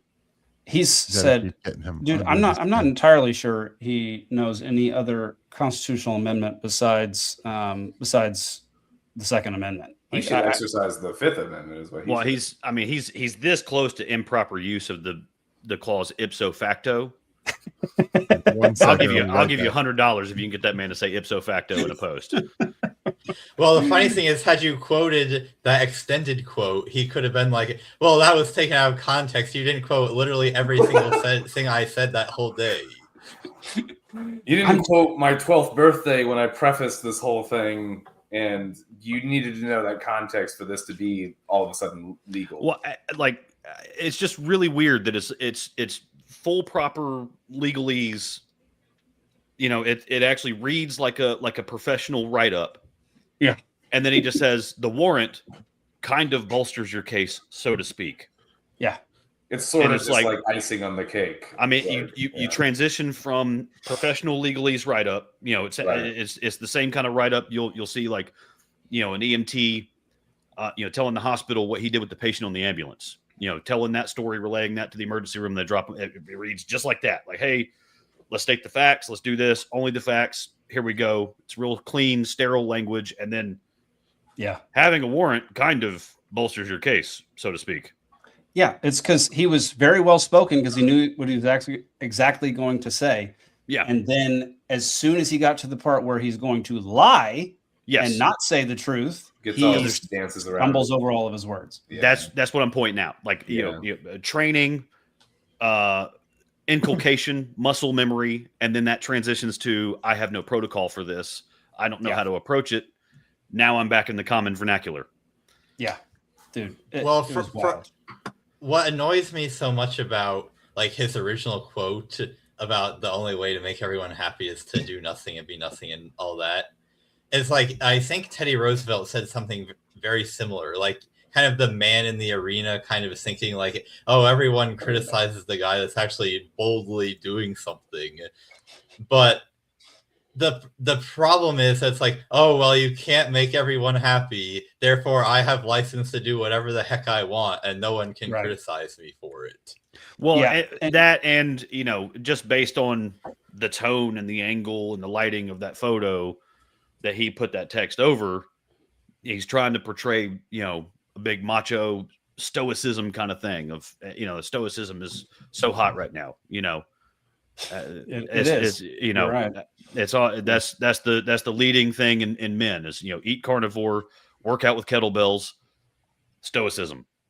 Yeah. To be fair, we did get some good comments from other folks saying like, yeah, you like that quote may be like accurate if you're trying to do your best, but like if you're not owning up to your mistakes along the way, then the quote is useless and living by that is stupid. And like living in a way, it's almost an arrogance to first of all, I mean, I think it's very arrogant to post that stupid photo with the quote. I think that's insane. I think it's also insane to run for office like sheriff with the name of Slaughter. Dude, yeah. Well, it's like it'd be one thing if you were using that quote and you were like an athlete or an artist or something where people might dislike your work, but you're not like directly impacting anyone through your work. It's an extra level of crazy to post that quote, and it's like, well, my department's responsible for shooting some random innocent guy. Well, that's just how it is. You're a complainer if you don't like it. Yeah, dude, it's wild. The wild thing is, so he originally ran as a Democrat back in the day. Then he switched to constitutional sheriff running as a Republican. And then when his deputy killed somebody unconstitutionally, he said it was constitutionally protected. Dude, the whole situation's bizarre. If you haven't watched the first season, go watch it. It's insane. The second season is getting us some heat right now because we're including the story of a convicted pedophile who, like we're not defending him in any way, shape, or form, but people are already jumping to conclusions as though we're there to exonerate a pedophile, which is not at all what we're trying to do. So we're getting some heat at the moment for that crap, and somebody sucked me into the dadgum comment section of Facebook, and my God, don't go there anymore. I'm like, just don't comment on things. Don't say sucked. Stay out of the comment after talking about a pedophile. Yeah, stay out of the comment section. That's a number one. I normally do. It's just one of our guys messaged me and was like, you got to go comment on this. And so I did. And then I spent literally 6 hours arguing with people on the internet. 6 hours? Oh my God. It was exhausting. That's that's a rough. Long time, dude. No, I got a little testy. There were a couple comments I probably shouldn't have said, but I said them. So it is what it is. They're out there. They're on the internet now. So that's what you got to do. That's the thing about being the lead sled dog is all the others are nipping at your ass. So, and if you're not lead, then you're always looking at a butthole. The cool thing is the cool thing is today, while all that was happening, we had half a dozen to a dozen people reach out privately to try to get us to cover their story because they've been wronged by the Cascade County Sheriff's Department. That's troubling. That's it. Well, it was reassuring. No. On your side, yeah. Of course, it's troubling considering how many people have a case against the department. But yes, in your case, like with dealing with the blowback of the first episode or whatever, then it is reassuring in your own. Well, this person says he's not a pedophile, and that's why his story is being told. There you go. You said convicted, but you didn't necessarily say. Look, until you thought unanimously. I've looked into the case a little bit. I don't know everything. I haven't figured out everything. I until I can prove otherwise, I consider him, like he was convicted by the courts, even though the courts in Montana are a freaking disaster. So we'll see. There seems to be one solution here for the Cascade County Sheriff's Office. What's that? Afro Man. Yeah, that was a cool story actually last week. Yeah, that really was. You just got to call him up and see if he'll make some songs about them, and then dude, that would be. Can we get him to do our theme song? Oh my God, that'd be awesome. Afroman still has to pay legal fees. I know, that's wild. That's insane. So we know that libertarian, but then I got high.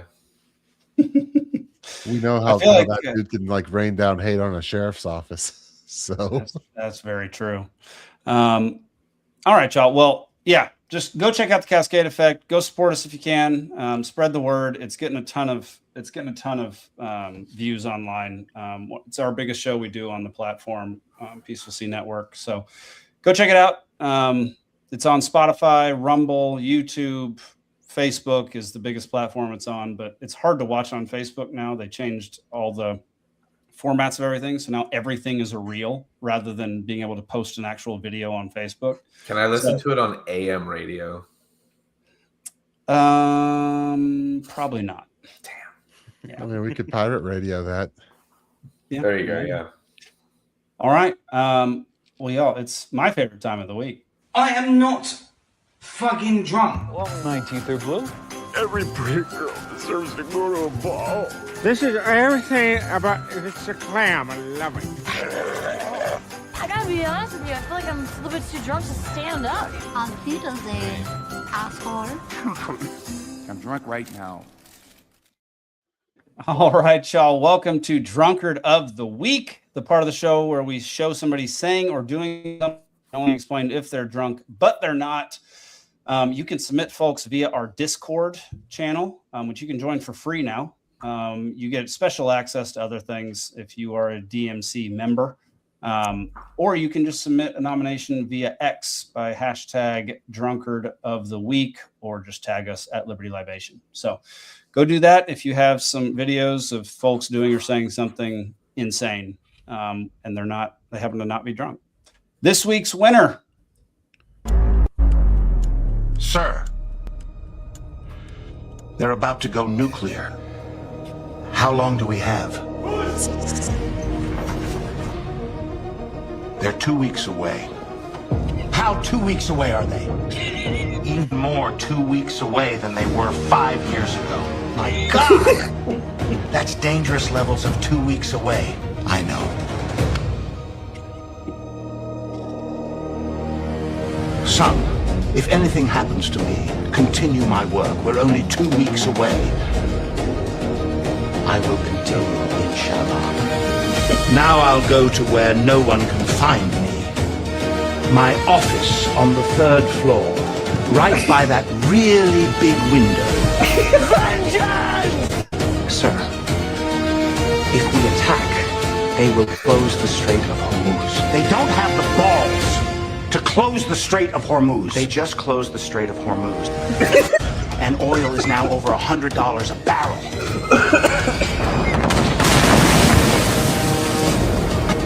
Please keep me out of this. No one likes this war. And I want to be president one day. Of course.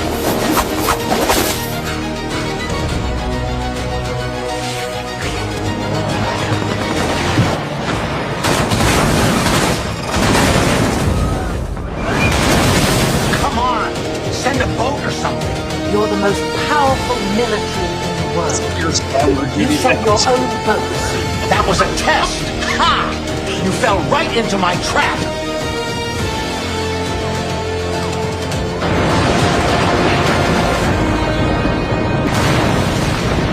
Sometimes the best reason for war is no reason at all.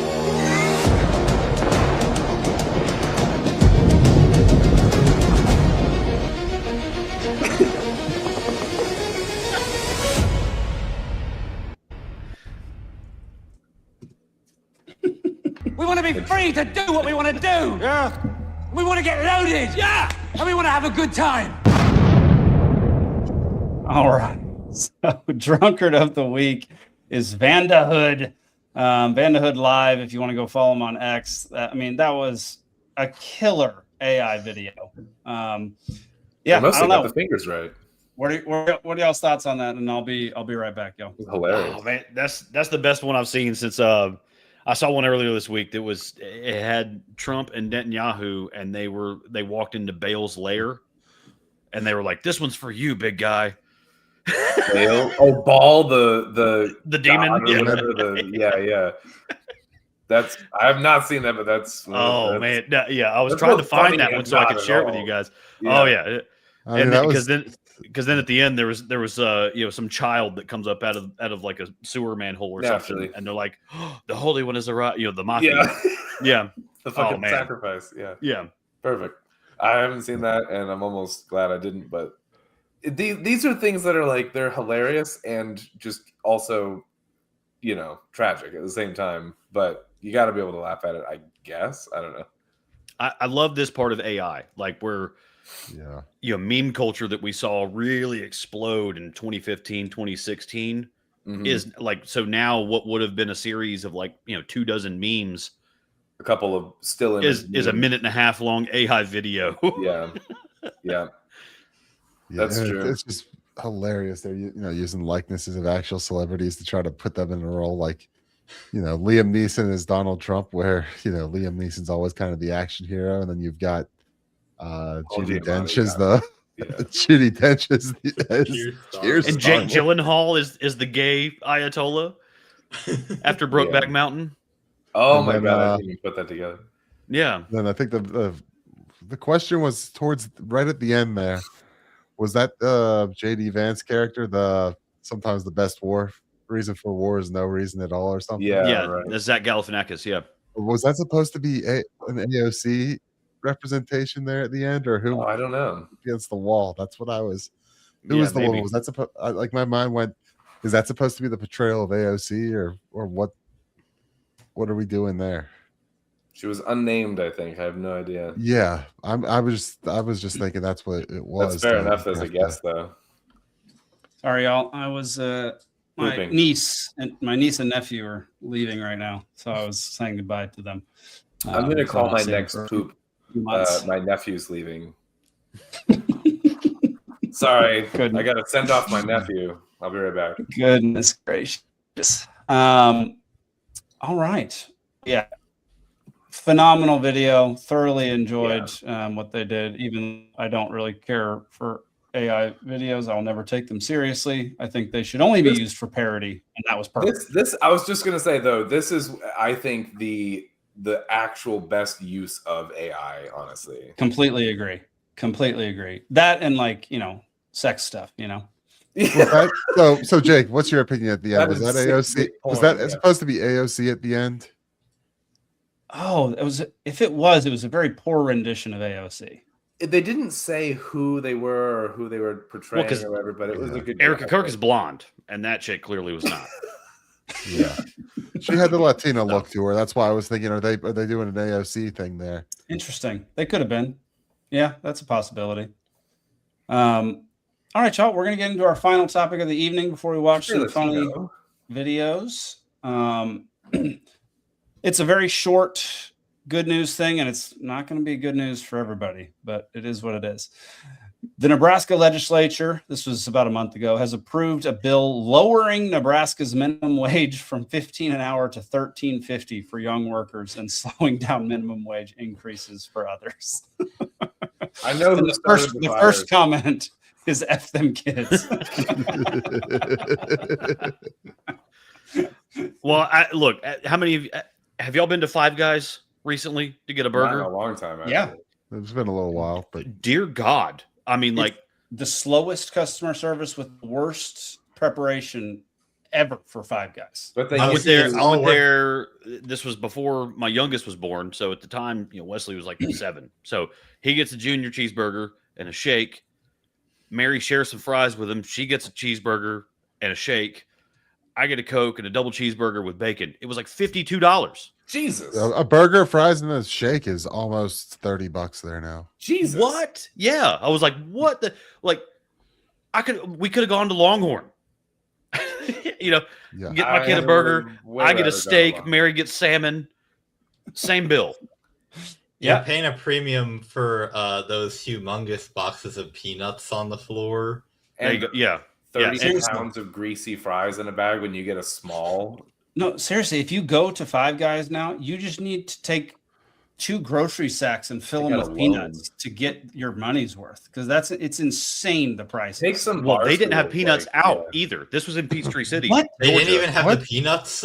They had peanuts there. I had to ask for them, and they gave me this meager little scoop in a paper bag. That's terrible. And it was like, if you want more, just they were free. They were complimentary, but aren't there supposed to be peanut shells all over the floor? Like they were rationed. Thing? Yeah, well, like Texas Roadhouse. Like you used to go in there and the whole mud room is full of peanut shells. Oh yeah, everywhere. Not since COVID. For real? Yeah, they got rid of that. Which if you go there now, instead of having peanuts there and peanuts on the table, it's packs of peanuts. Like this used to be a real country. That's crazy. Oh my God, I haven't been in a Roadhouse since then. That's sad. That was like the whole appeal was like you got the. I still love the Texas Roadhouse, but yeah. But that's the purpose of minimum wage. Come back to the point. That's the purpose of minimum wage. It's not to support a family and pay a rent for a studio apartment in a metro area. It's because you are doing the minimum to say you have a job.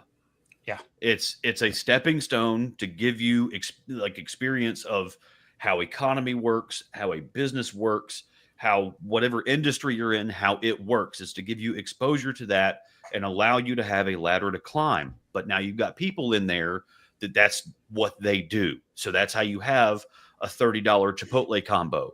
That's how you go to Five Guys, you bring your family, you pay more than you would at Longhorns or Outback. I mean, good guy. Like seriously, go to these chain steakhouses.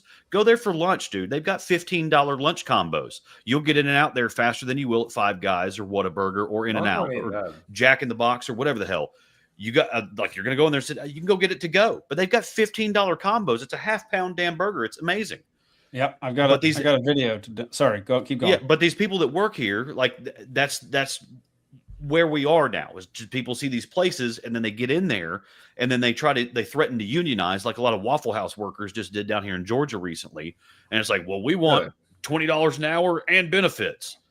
And it's like, okay, cool story.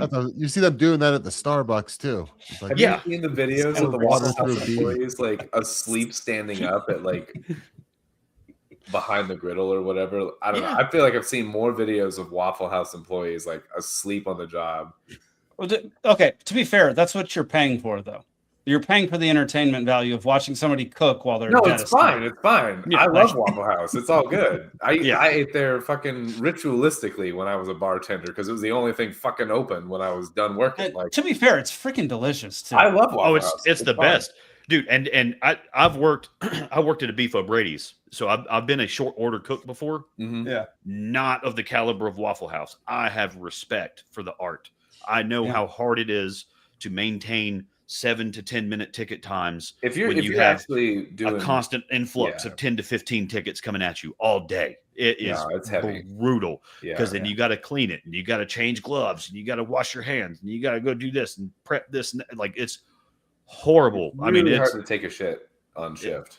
Yes. Can we just take a second to envision what a meeting of Waffle House union members would be like? Chairs would be flying. They used to have that show. It was called Jerry Springer. But seriously, you pay these folks $20 an hour and benefits, and that's how you wind up with a $25 burger combo. Mm. Yeah. So here's a recent video of Ryan Gosling on, I guess, Travis Kelce and Jason Kelce's podcast, whatever that is. I don't even know. How do you feel about being the unofficial face of Taco Bell inflation? Dude, this is so good. This is the first time hearing it. What is this? The beefy 5-layer burrito, 89 cents. Really?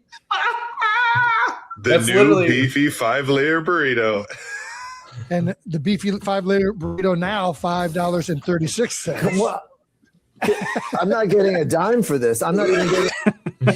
So those who don't know, Ryan Gosling was actually in a Taco Bell commercial back when the Jake. We were just talking about the price of these, and I said when it came out, I literally thought it was 86 or 9 cents or something. Yeah. And you were like, I don't know, and I was like, no, I'm telling you, I used to eat a pile of those things. Because they were like the only thing I could afford to eat calorically that would sustain me for under $1. For it to be that much more now is insane. I remember the movie Congo came out, and then they had the volcano burrito. That's when they introduced the volcano sauce. I saw the movie Congo. Their spicy cheese sauce, the fluorescent, not food, whatever the hell it was, but it was delicious. Yeah. I remember being mad because that burrito was $2.50. Beefy 5-layer is the way to go, or at least it was. Apparently not anymore. But. Well, it's like you've got to wonder, like, how, like, especially like the low end of fast food, like McDonald's and Taco Bell, how are they still even open? Who is still going there when you've got like $8 hamburgers at McDonald's? It's really expensive. I'm not going to McDonald's. I'm going to Taco Bell. I only eat at fast food when I'm on the road. Like, I really only eat there if I'm on a 10-hour trip somewhere or something, and I'm like, all right, I'll pull in and eat that. Like, But it's like even that when I'm on a road trip. So the most common long car trip that I do is straight up 75 from here to Ohio, and so I always try to stop at the Buc-ee's in Kentucky there on 75, and it's like, okay, I'm gonna buy like their $8 or $9 brisket sandwich, which is kind of expensive, but at least it's a high quality brisket sandwich. I've heard good things. I'm not gonna go to Taco Bell and buy a $5 burrito when it's the saddest, the grossest burrito I've ever seen in my life. I actually don't think it's the saddest, grossest burrito I've ever seen in my life, and I thoroughly enjoy it. Along with the cheesy gordita crunch and a potato taco that I get. And then if I'm feeling really randy, I get a mountain freaking dew, Zane. I've get a Baja Blast. I've never seen any restaurant be more guilty of false advertising than Taco Bell. Yeah. Because you see on their ads and like even on the board inside the restaurant, they have all the pictures of their food items and they look good. They look like a full Hardee meal with lots of high quality ground beef and toppings in it. And then you actually get the item and it's like half the size that it looks like in the picture. The beef is like gray instead of brown. That's literally every fast food joint. I don't. So no Quiero Taco Bell, says Zane. So no. I just made some clone like Crunchwrap Supremes at home that were so I used to have to eat like 2 or 3 of those to fill up, and no joke, these were like a football. I was full. I barely ate one, and it cost like a third of the price. Mexican pizza, half a bottle of Pepto. That's a meal. Their protein bowl is pretty good. Their protein bowl is just like rice. Taco Bell?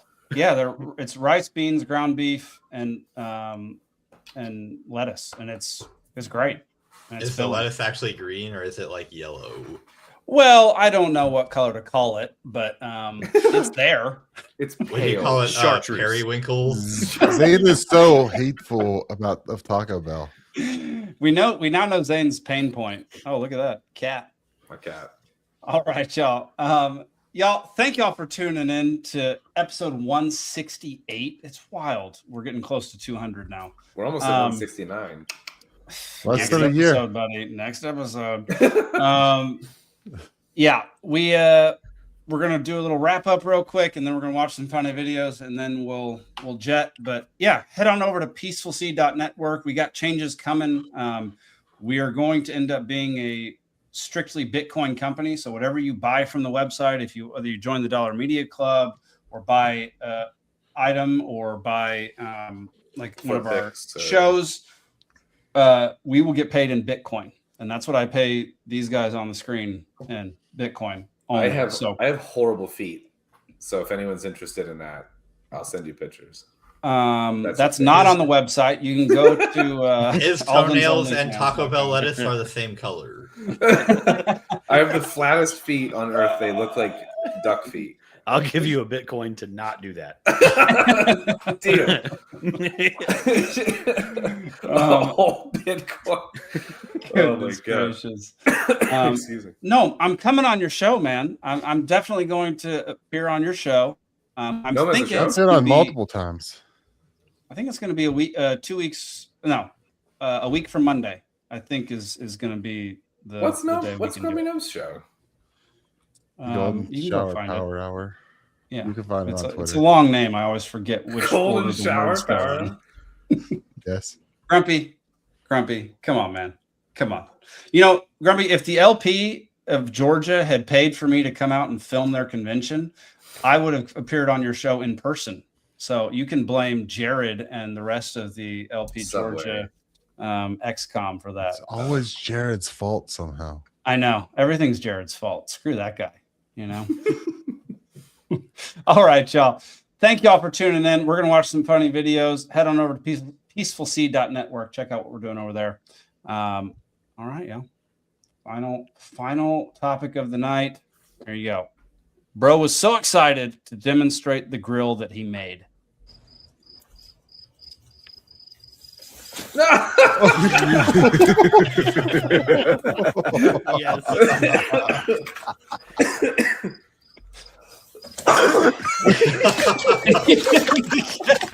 He did it again. Back to the drawing board. The inverted sear. Ah, yes. The inverted sear. That's some real stone-fired steak right there. That's seriously the sear saw. All right, these people are standing in the middle of the road. Oh shit! That really did look like headlights for a second. That's funny. That got me for a second. That oh, and if you play the EV noise, yeah, if you played the EV noise during that, that would have been perfect. Dude, that's so stinking funny. That's a smart idea. The EV noise. Yeah. All right. Third one. Hey, where's the silverware? Bottom drawer. No. Oh, fuck you.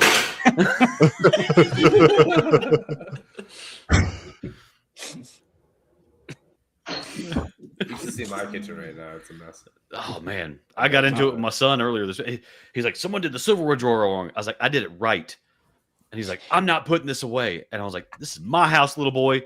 I tell you where the silverware goes. I did it right. You were born wrong. And man, Mary was dying laughing. If your silverware's not in the top drawer, I just don't know what possesses you to do that. Not have it in the top drawer. I didn't even know that people didn't have it in the top drawer. Everyone knows you just use it. I didn't know in the dishwasher. I didn't know you physically could put the silverware anywhere else. Yeah, it's wild. I All right. never conceived of this. In honor of March Madness, here is Coach Sean Miller after a press conference after their first game of the tournament. he coaches Texas. Our team, this is a Texas problem, we have a virus called fouling. And it has plagued us from the opening tip of the first game until tonight. It's not the officials. It's not Kentucky. We will foul the living shit out of you. We will foul a three-point shooter. We'll foul at the end of the clock. We'll leave our feet on drives. We'll reach. You describe the foul, and the team that I'm coaching will commit it. What our team... What's happening? He's had it with the fouls, man. His team fouls more than any other team in college basketball, and it's the stupidest fouls ever. And they do it all the time. And somehow we're just playing in the Sweet 16. The game's over. I don't know if they won or lost, but my goodness, it's pathetic. Wow. Final video of the night. Coach Chicken Farmer. Final video of the night. This is a parody, or this is a play on one of the other Texas videos lost. we watched. Texas, hallelujah. I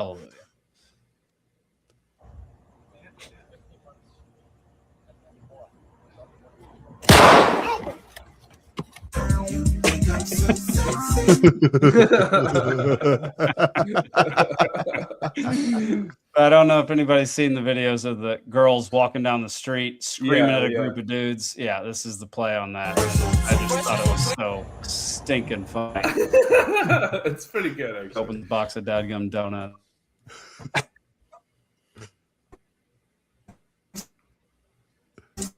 Uh-oh. Did I lose you for a second?